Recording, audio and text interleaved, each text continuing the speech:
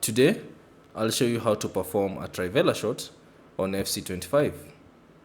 So Trivela shots are basically shots taken using the outer boot. Like for instance, that shot, that's a Trivela shot.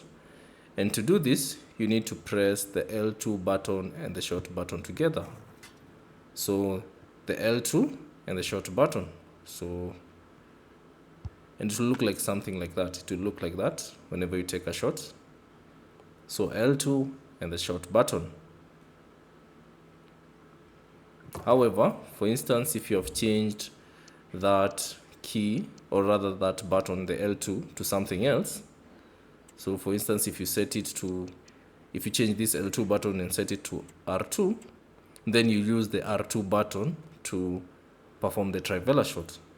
So let's take that. Let's try that rather. So now you're using the R2 button to take the shot. And that's basically it on how to take Trivela shots on FC25. Thanks for watching, and I'll see you on the next one.